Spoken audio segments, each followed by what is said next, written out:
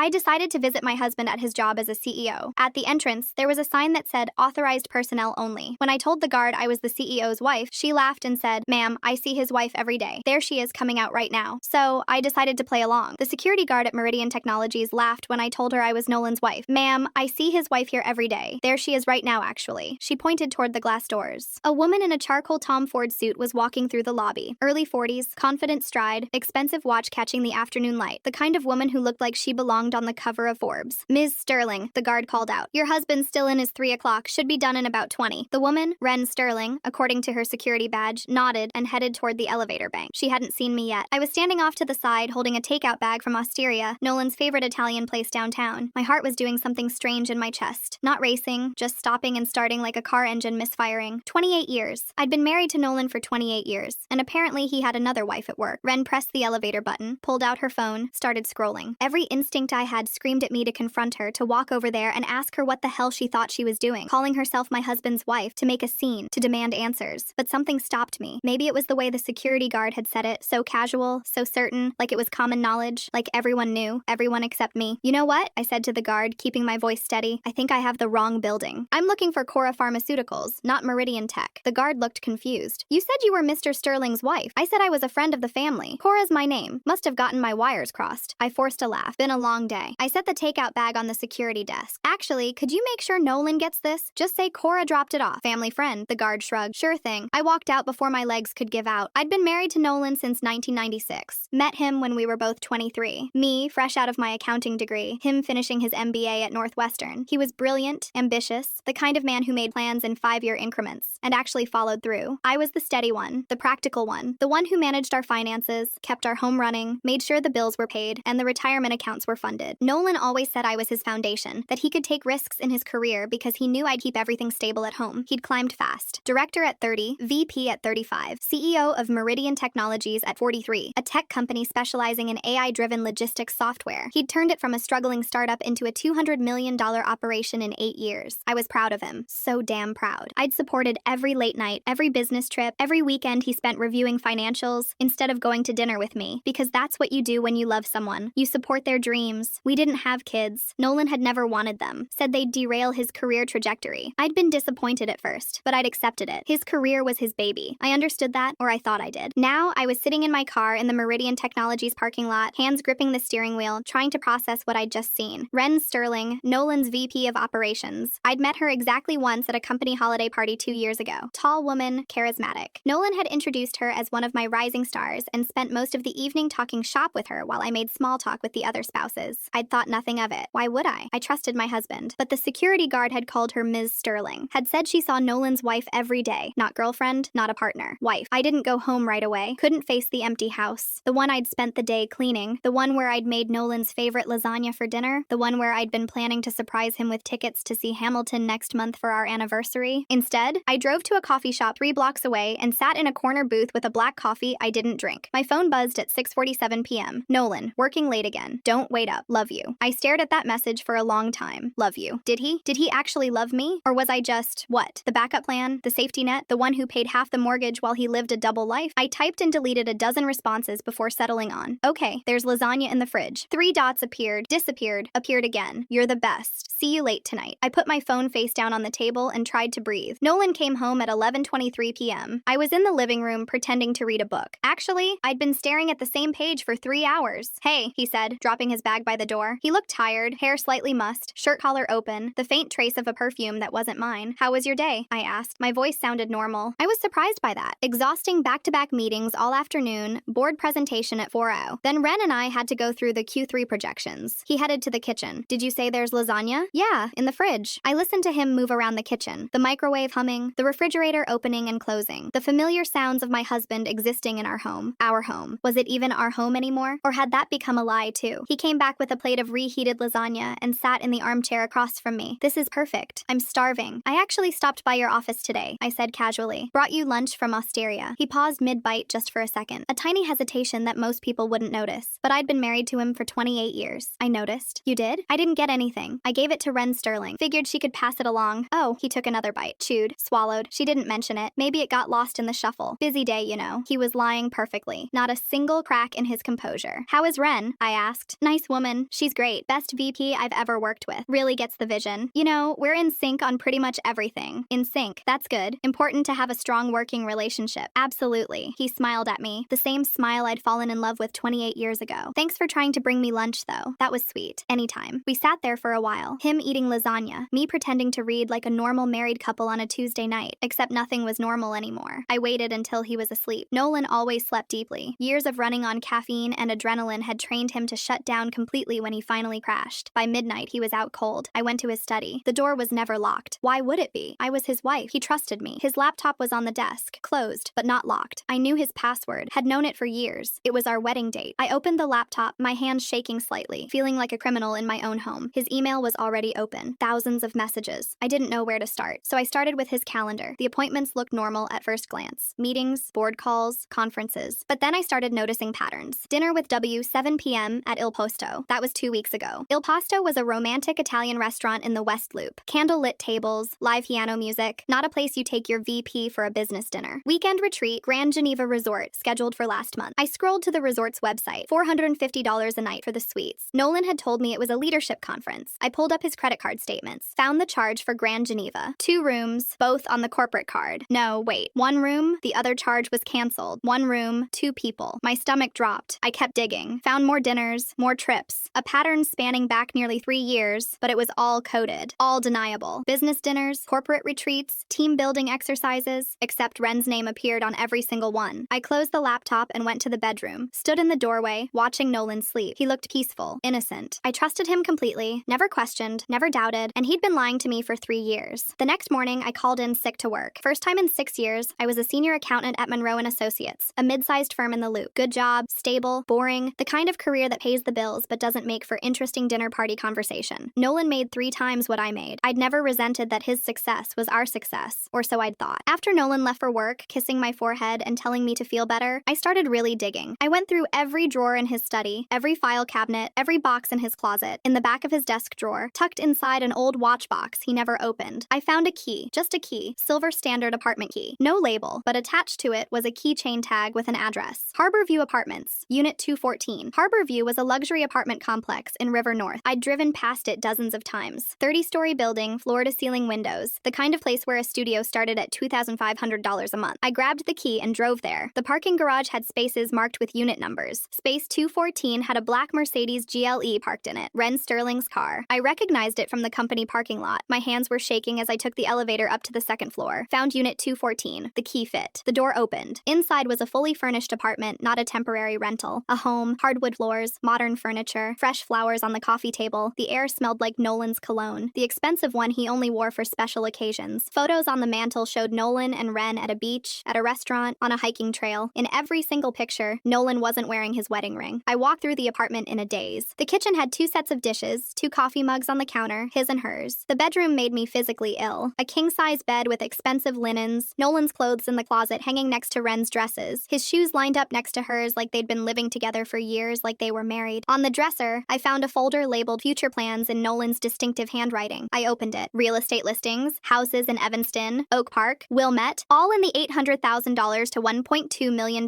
range, all circled with notes in the margins. Good schools nearby, schools close to Ren's parents, love the kitchen, travel brochures, Santorini, Tokyo, New Zealand, dream honeymoon destinations, and underneath all of that, legal documents, divorce consultation summaries, dated from 18 months ago. Nolan had met with 3 different divorce attorneys, shopping for the best deal. The notes were clinical, cold, strategy, frame as irreconcilable differences, cite Cora's lack of ambition and emotional distance. Document instances of her failure to support my career growth, instances he'd been building a case against me. There were pages of examples, times I'd supposedly undermined him by asking him to skip work events, times I'd been emotionally unavailable by not wanting to discuss corporate politics at dinner, times I'd shown lack of ambition by being content with my accounting job. Every normal marital friction point reframed as evidence of my inadequacy. The most recent note dated 3 weeks ago. Timeline. File for divorce by January 2025. Finalized by June. Wedding with W by Christmas 2025. He had it all planned out, every detail. My replacement was already living with him part-time. Their future home was already picked out. I was just the obstacle he needed to remove. I photographed everything. Every page, every document, every photo. Then I sat on their couch,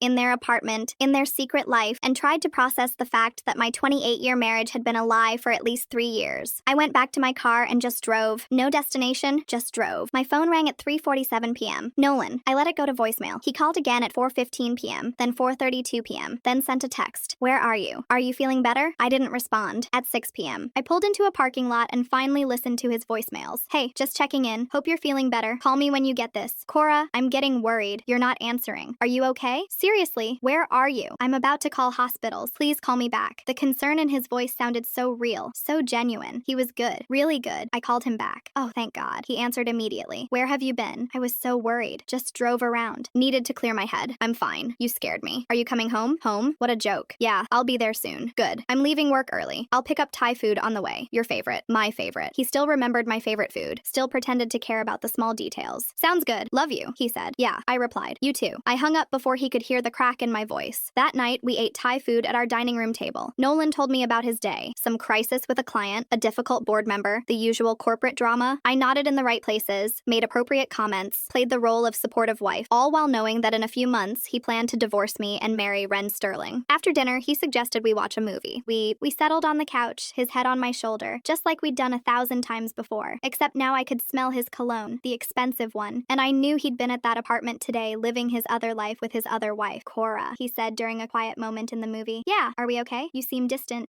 That word from his notes, part of his case against me. I'm fine, just not feeling great still. Okay. He squeezed my hand. Let me know if you need anything. I will. We finished the movie, went to bed. He fell asleep almost immediately, curled on his side. I lay awake until 3 a.m., staring at the ceiling, planning my next move. The next morning, I called in sick again. Nolan left for work at 7:15 a.m., kissing my forehead and telling me to rest. The second he was gone, I went back to his study. I'd been an accountant for 22 years. I knew how to find financial irregularities, and now that I knew what I was looking for, the pattern was obvious. Our joint checking account showed consistent deposits from both our paychecks. Mine's $6,200 monthly after taxes. Nolan's roughly $11,000 monthly after taxes, but our expenses, mortgage, utilities, groceries, insurance, everything came to about $8,500 monthly. We should have been saving about $8,700 a month. Over 3 years, that should be over $300,000 in savings. Our savings account had $47,000. Where had $250,000 gone? I pulled up Nolan's personal credit card. The one he claimed was for business expenses that get reimbursed. Harborview Apartments, $3,200 monthly rent for 3 years, $115,200. Furniture, $24,000 in purchases from West Elm, Pottery Barn, Crate and Barrel. Travel, $31,000 to various luxury destinations. Dining, hundreds of charges at expensive restaurants. He'd been funding his entire secret life with our joint money, my money. While I'd been eating leftovers and driving a 10-year-old Honda Civic, he'd been playing house with Ren Sterling in a $3,200 a month apartment using money I'd earned. I documented everything, downloaded 3 years of bank statements, credit card records, investment account transfers. Then I started looking at Meridian Technologies' corporate filings. This was where my accounting background really paid off. I knew how to read financial statements, how to spot irregularities, how to see the story behind the numbers, and the story was damning. Nolan had been restructuring the company quietly without board approval to position Ren Sterling as his successor. He'd moved resources into her department, given her control over key accounts, positioned her for a promotion to COO, a position that didn't exist yet. He was building her a golden ladder to the top while making himself look like a kingmaker. But he'd done it by redirecting company resources without proper authorization, by making financial decisions that benefited his personal relationship rather than shareholder interests. That was corporate misconduct, possibly fraud. I took screenshots of everything, organized it into folders, built a timeline. Then I called Richard Calloway. Richard Calloway was the chairman of Meridian Technologies' board of directors. I'd met him twice at company events. Retired hedge fund manager, late 60s, sharp as a tack. Cora Hartman, I said when he answered. Nolan's wife. We met at the holiday party 2 years ago. Of course. How are you? Is Nolan all right? He's fine. I'm actually calling about some concerns I have regarding the company. A pause. What kind of concerns? The kind that involve unauthorized corporate restructuring and misuse of company resources. Do you have time to meet today? Another pause. Longer this time. I can be at your office in 2 hours. I work from home. I'll text you the address. Richard Calloway arrived at 2 p.m. Sharp, tall, silver-haired, wearing a suit that probably cost more than my car. I offered him coffee. He accepted. We sat in my living room, the room where Nolan and I had watched movies and celebrated anniversaries and built a life together. The room that was apparently just a set piece in his double life. Show me what you've got, Richard said. I pulled out my laptop and walked him through everything. The apartment, the photos, the divorce planning documents, the corporate restructuring. His expression grew darker with every revelation. Jesus Christ, he muttered when I showed him the financial irregularities. He's been redirecting capital expenditure budgets without board approval, as far as I can tell, and specifically to benefit Ren Sterling's department. Why would he do that? I pulled up the photos from the apartment. Richard's jaw tightened. They're having an affair. More than that, They're living together part-time. He's planning to divorce me and marry her, and he's been positioning her to take over the company. That's a massive conflict of interest. He has a fiduciary duty to the board, to the shareholders. He stopped, ran a hand through his hair. Do you have copies of all this? Everything's in this folder. I handed him a USB drive. Bank records, corporate filings, photos, timeline, all of it. I need to call an emergency board meeting. I figured. He stood up. Cora, I'm sorry for what he's done to you personally, but also, thank you. If this had gone unchecked much longer, the damage to the company could have been catastrophic. I'm not doing this for revenge, I said, though that was partly a lie. I'm doing it because it's the truth, and I'm done pretending not to see what's right in front of me. Richard shook my hand. I'll be in touch. Nolan came home at 6:15 p.m. Earlier than usual, I was making dinner. Chicken stir-fry, something simple. When he walked in, one look at his face told me Richard had already called the emergency board meeting. You son of a bitch, he said. His voice was shaking. You called Richard Calloway. My own wife is trying to destroy my career. I kept stirring the vegetables, didn't turn around. I shared some information I thought the board should have. That's all information? You showed him private photos. You went through my personal files. Your personal files in our shared apartment. Your personal life funded by our joint bank account. He grabbed my arm, spun me around. This is different. This is my professional reputation. And sleeping with your VP while restructuring the company to benefit her personally. That's professional. His face went pale. What do you want? He asked quietly. Money? The house? What? I don't want anything from you, Nolan. You set this in motion 3 years ago. I'm just refusing to be the fool while you execute your plan. What plan? I pulled out my phone, showed him the photos I'd taken at the apartment. His face in every picture. The folder labeled future plans. This plan, the one where you divorce me by January, marry Ren by Christmas, and live happily ever after in your Evanston dream home. He sat down heavily on a kitchen chair. How did you? I found the key to your other life. Nolan, 28 years. I supported every decision you made. Every late night, every business trip, every sacrifice because I loved you. Because I thought we were building something together. You were building an exit strategy and I was funding it. He started crying. Real tears this time. Not the manipulative kind. I'm sorry. I never meant for it to happen like this. How did you mean for it to happen? Were you going to tell me before or after you filed for divorce? He didn't answer. That's what I thought. I turned off the stove, grabbed my keys. Where are you going? He asked. Hotel. I'll have divorce papers drawn up by Monday. Wait, there's nothing left to say, Nolan. You made your choice years ago. I'm just catching up. I filed for divorce that Monday. Hired Jennifer Kowalski, a family law attorney with 23 years of experience. She looked at my evidence and whistled. This is one of the clearest cases of marital misconduct I've ever seen. The secret apartment, the financial deception, the documented timeline of him planning to leave you. You're going to do very well in this divorce. I don't care about doing well. I just want out. You should care. He used marital funds to support an affair. That's financial infidelity. Illinois law takes that seriously. The board meeting happened that same afternoon. I wasn't there, but Richard called me at 5:47 p.m. Ren Sterling has been terminated effective immediately. Nolan's on administrative probation. His authority is severely restricted pending a full investigation and the restructuring being reversed. We've hired a forensic accountant to do a complete audit. If we find he violated fiduciary duty or committed fraud, he could face criminal charges, not just termination. Jesus, he built this house of cards. Cora, you just knocked it down. Nolan called me that night. I was in a Marriott near O'Hare eating takeout Chinese and watching ESPN. You've destroyed everything, he said. He was crying. Ren lost her job. The board is investigating me. My career is over. How could you do this? How could I? My voice was ice. You spent 3 years planning my replacement. You stole $250,000 from our joint account to fund your affair. You committed corporate fraud to benefit your lover. And you're asking how I could do this? I was going to tell you when after you filed for divorce after you married Ren by Christmas like you planned. Silence. You knew about that. I know everything, Nolan. The apartment, the lawyers, the timeline, the real estate listings, all of it. Please. His voice broke. We can fix this. I'll end things with Ren. We can go to counseling. I'll do anything. Ren already lost her job because of you. And now you want to abandon her too. At least be consistent in who you betray. That's not fair. Fair? I laughed. It sounded bitter even to me. You want to talk about fair? You spent 28 years building my trust, just so you could execute the perfect betrayal. You documented every small argument as evidence against me. You built a legal case while I was cooking dinner and doing laundry and supporting your career. I loved you. No. You loved what I provided. Stability, financial security, a foundation you could stand on while you built your empire. And the second you found someone who fit your life better, you started planning to trade me in. It wasn't like that. It was exactly like that. And you know what the worst part is? You were going to make me the villain. All those notes about my lack of ambition, my emotional distance, my failure to support your career. You were going to divorce me and make it my fault. He was sobbing now. Please, Cora. 28 years. That has to mean something. It did. Past tense. You killed it when you got the key to apartment 214. I hung up. He tried calling back 6 times. I blocked his number. The divorce took 4 months. Nolan fought it initially, but Jennifer was right. The evidence was overwhelming. I got the house. He got to keep his car and his damaged reputation. Every dollar of the $250,000 he'd siphoned into apartment 214 came straight back out of his half of the settlement, line by documented line. The board investigation concluded that Nolan had violated his fiduciary duty by restructuring the company to benefit his personal relationship. He was forced to resign in March 2025. No golden parachute, no generous severance, just gone. The forensic audit found everything I'd found and more, and the board referred the whole file to their attorneys to decide on criminal charges. Ren Sterling filed a lawsuit against both Nolan and Meridian Tech, claiming wrongful termination. It was dismissed. Turns out having an affair with your CEO and benefiting from unauthorized corporate restructuring is actually a fireable offense. Last I heard, they broke up 3 months after everything collapsed. Ren blamed Nolan